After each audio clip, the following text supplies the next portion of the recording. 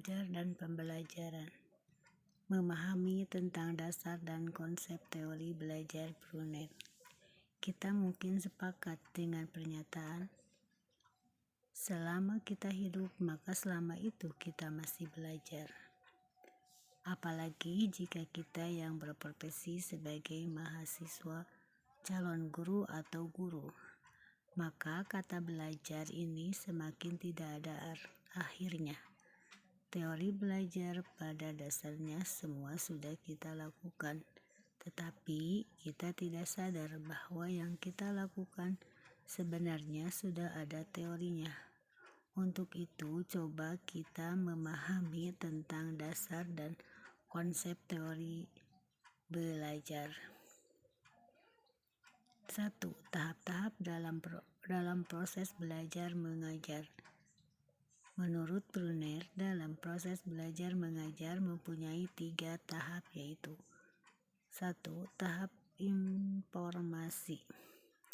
Tahap penerimaan materi. Dalam tahap ini, seorang siswa yang sedang belajar memperoleh sejumlah keterangan mengenai materi yang sedang dipelajari. 2. Tahap transformasi. Tahap pengubahan materi. Dalam tahap ini, informasi yang telah diperoleh itu dianalisis, diubah atau ditransformasikan menjadi bentuk yang abstrak atau konseptual. 3. Tahap evaluasi. Dalam tahap evaluasi, seseorang siswa menilai sendiri sampai sejauh mana informasi yang telah ditransformasikan tadi dapat dimanfaatkan untuk memahami gejala atau masalah yang dihadapi. Kurikulum spiral. J.S. Bruner dalam belajar matematika menekankan pendekatan dengan bentuk spiral. Pendekatan spiral dalam belajar mengajar matematika adalah menanamkan konsep dan dimulai dengan benda konkret secara intuitif. Kemudian pada tahap-tahap yang lebih tinggi sesuai dengan kemampuan siswa. Konsep ini diajarkan dalam bentuk yang abstrak.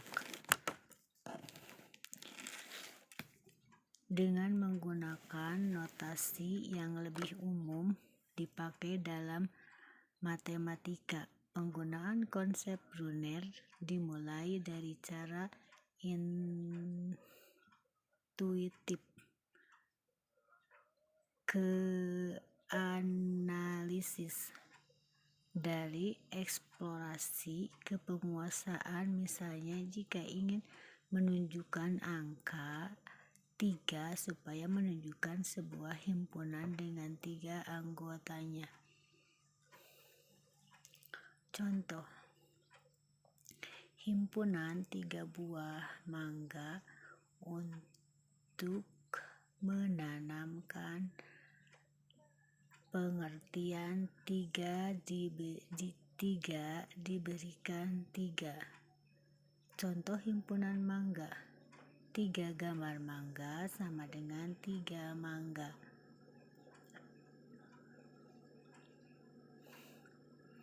Alat-alat mengajar menurut J.S. Bruner. Membagi alat instruksional dalam 4 macam menurut fungsinya. 1. Alat untuk menyampaikan pengalaman, yaitu menyajikan bahan-bahan pada murid-murid yang sedianya tidak dapat mereka peroleh. Dengan pengalaman langsung yang lazim di sekolah ini dapat dilakukan melalui film, TV, rekaman suara, dan lain-lain. 2. Alat model yang dapat memberikan pengertian untuk struktur atau prinsip suatu gejala, misalnya model molekul atau alat pernapasan, tetapi juga eksperimen atau demonstrasi, juga program yang memberikan langkah-langkah untuk memahami suatu prinsip atau struktur pokok. 3. Alat dramatisasi, yakni yang mendramatisasikan sejarah suatu peristiwa atau tokoh film tentang alam yang memperlihatkan perjuangan untuk hidup.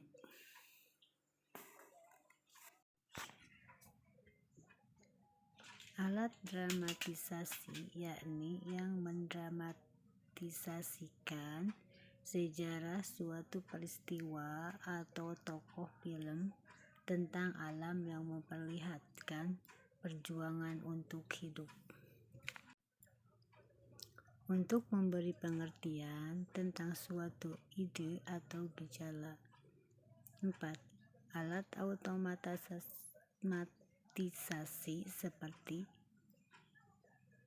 teaching machine atau pelajaran program yang menyajikan suatu masalah dalam urutan yang teratur dan memberi balikan atau feedback